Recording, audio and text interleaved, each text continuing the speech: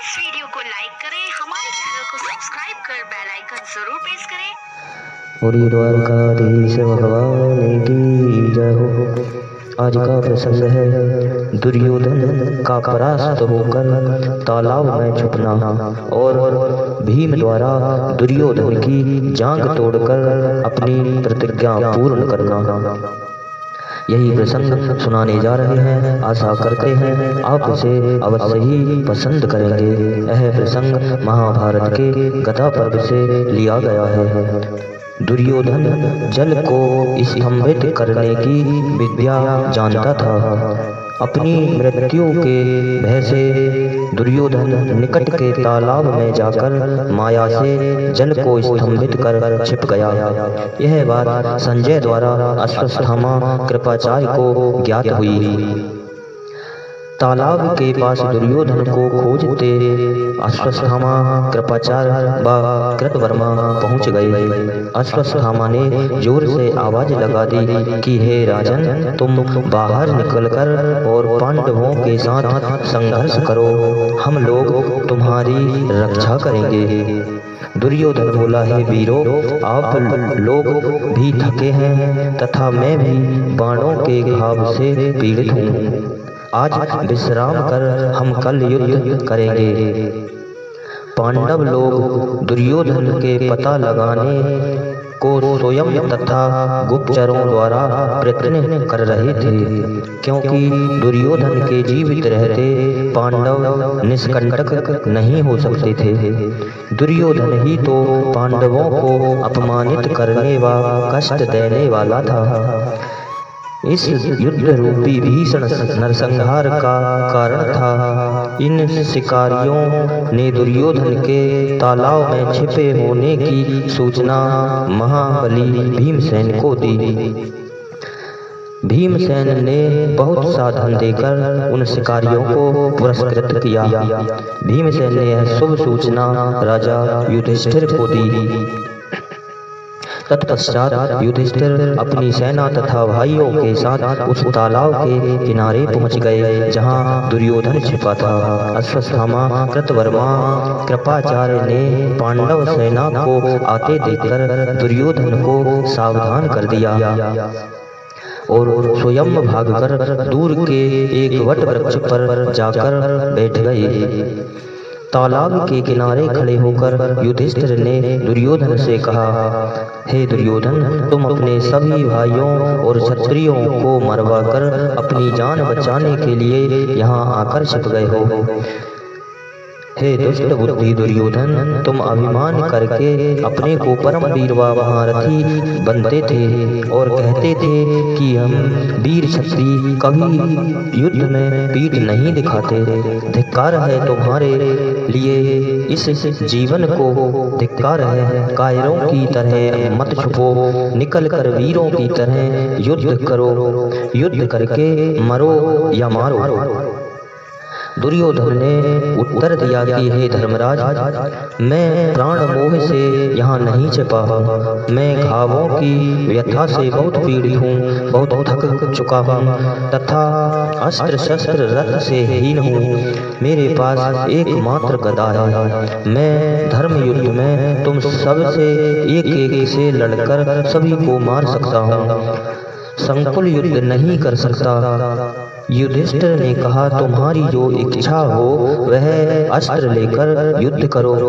तुम हम पांचों पांडवों में से किसी एक को भी मार दोगे तो पूरा राज्य तुम्हारा होगा।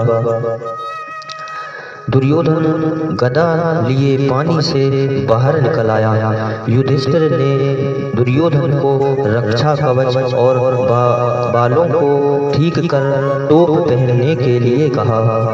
दुर्योधन कवच व टोप पहनकर पांडवों को ललकारने लगा कि जिसकी इच्छा हो वह मुझसे गदा युद्ध करे, मैं गदा से ही युद्ध करूंगा। यदि तुम लोगों ने धर्म पूर्वक मुझसे एक एक करके युद्ध किया तो मैं सभी को मार डालूंगा। भीमसेन भी दुर्योधन से युद्ध करने के लिए गदा लेकर तैयार हो गए और यह कहते हुए कि आज मैं इस गदा से दुर्योधन की जांघ तोड़कर अपनी प्रतिज्ञा का पालन करूंगा, यह कहकर दुर्योधन को युद्ध के लिए ललकारने लगे। तब भगवान श्री कृष्ण युधिष्ठिर के बिना सोचे समझे शर्त रखने पर कि तुम पांडवों में से किसी एक को भी मार दोगे तो पूरे राज्य के स्वामी बन जाओगे। यह सुनकर बोले कि हे धर्मराज, आपने दुर्योधन को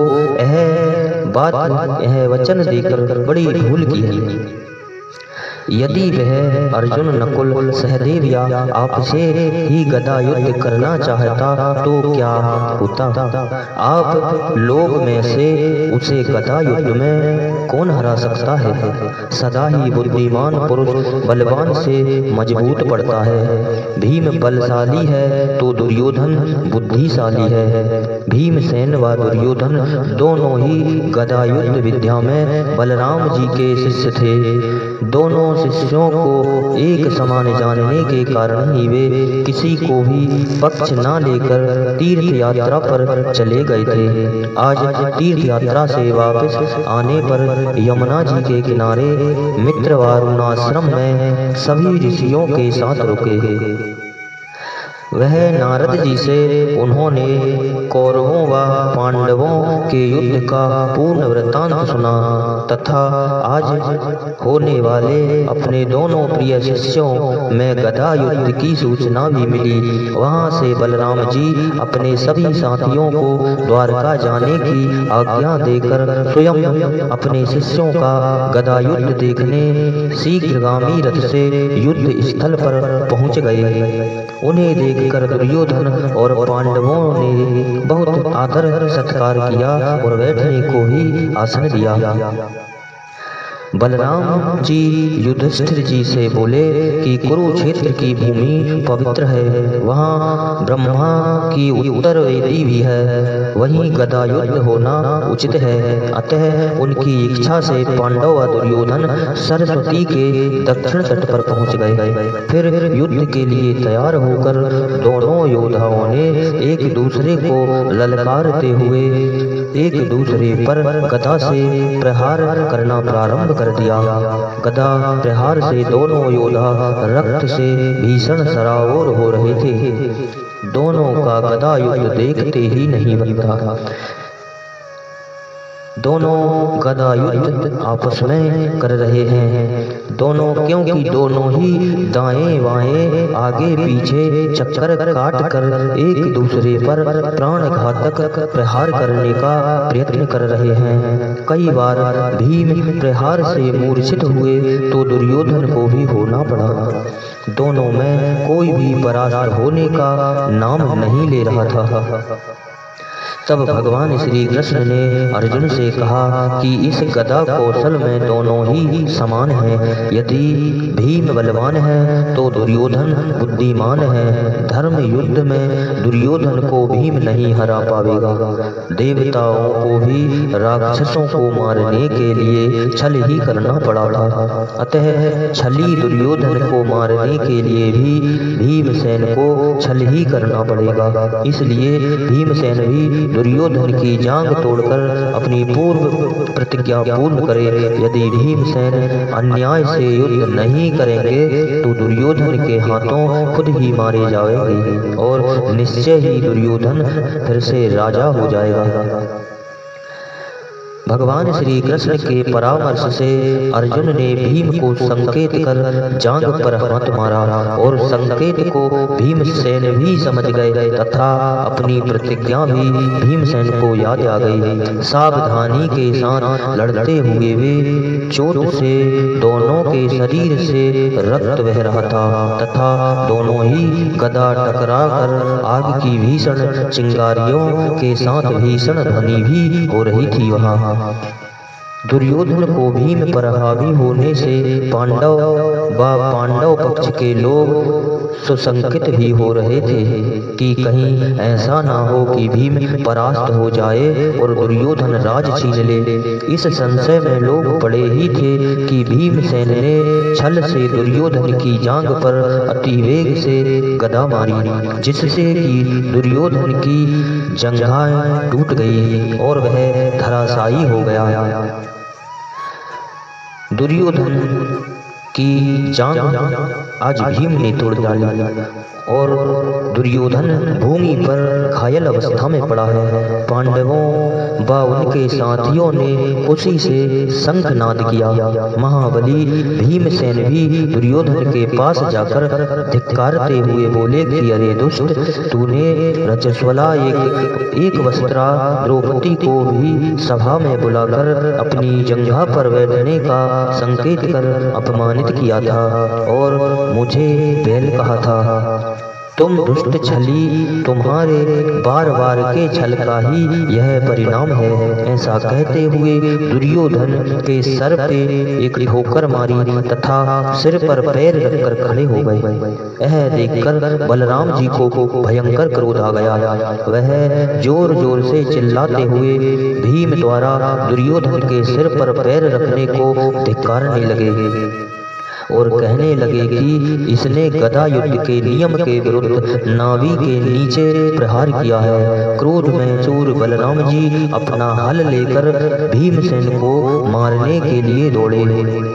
तब भगवान श्री कृष्ण ने दौड़कर और बलराम जी को पकड़ लिया और विनय भाव से समझाते हुए बोले कि भैया, पांडव अपनी बुआ के पुत्र होने के कारण अपने भाई व मित्र भी हैं। इन्हें कौरवों ने भी तो छल किया था तथा अपनी प्रतिज्ञा का पालन करना भी तो क्षत्रिय धर्म है। क्षत्रिय धर्म के अनुसार यह उचित है, क्योंकि भीम ने द्रौपदी के चीर खींचने के समय पर भरी सभा में दुर्योधन की जांघ अपनी गदा से तोड़ने की प्रतिज्ञा की थी। इसलिए उन्होंने अपनी प्रतिज्ञा निभाई है। इसलिए अब आप शांत हो जाइए, शांत भाव से भीमसेन को क्षमा कर दीजिए, क्योंकि एक क्षमा के ही पात्र हैं। तब बलराम जी शांत हो गए और द्वारका को चले गए। दुर्योधन को दीनहीन आश्रयहीन देखकर पांडव पक्ष के लोग खुशी मना रहे थे। तभी दुर्योधन किसी तरह पृथ्वी पर अपनी कोहनी टेक कर बैठ गया और क्रोध से बोला कि हे कृष्ण, मैं तुम्हें अच्छी तरह जानता हूँ कि तुम कितने अधर्मी हो। तुमने ही अपने इशारे से अधर्म युद्ध कराकर मेरी यह दशा कराई है।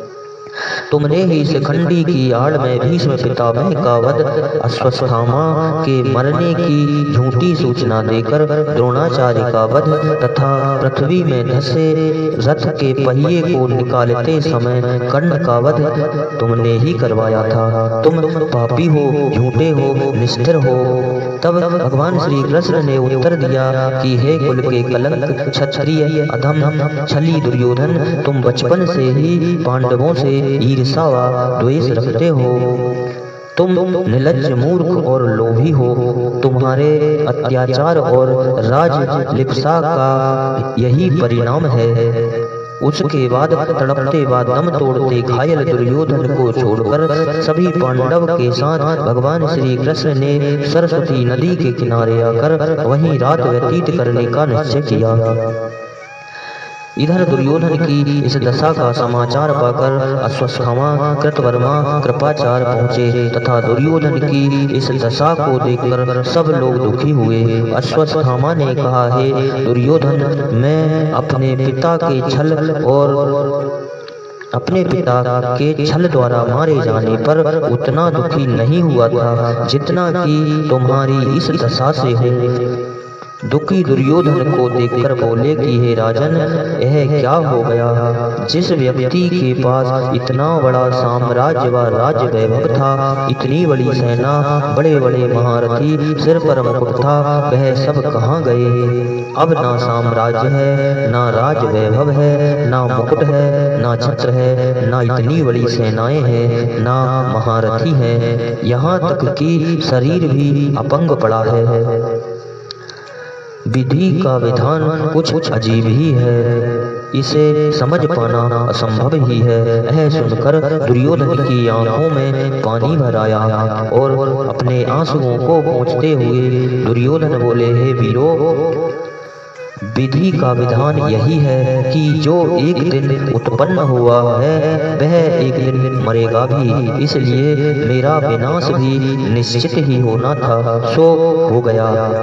आप लोग चिंता ना करें, मैं क्षत्रिय धर्म का पालन करते हुए स्वर्ग को जा रहा हूँ। तब अश्वत्थामा क्रोध से कांपते हुए बोले कि हे मित्र, हे दुर्योधन, आज रात को ही श्री कृष्ण के सामने ही सभी पांचालों के विनाश करने की शपथ लेता हूँ।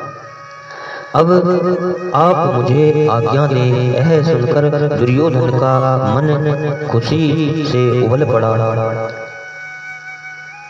कृपाचार्य जी ने पवित्र जल मंगाकर अश्वत्थामा को सेनापति पद पर प्रतिष्ठित कर दिया। क्रोध से गर्जन करते हुए अश्वत्थामा ने दुर्योधन से हाथ मिलाया और चल दिए। दुर्योधन तो उसी भयंकर वीरानी रात में अकेले ही रुधिर में सन कर तड़पते रहे। इधर युद्ध से बाहर तीनों वीर अश्वत्थामा, कृपाचार्य व कृतवर्मा आपस में विचार करने लगे। आज भीम ने अपनी प्रतिज्ञा पूर्ण की। इन्हीं शब्दों के साथ बोलिए द्वारकाधीश भगवान की जय हो।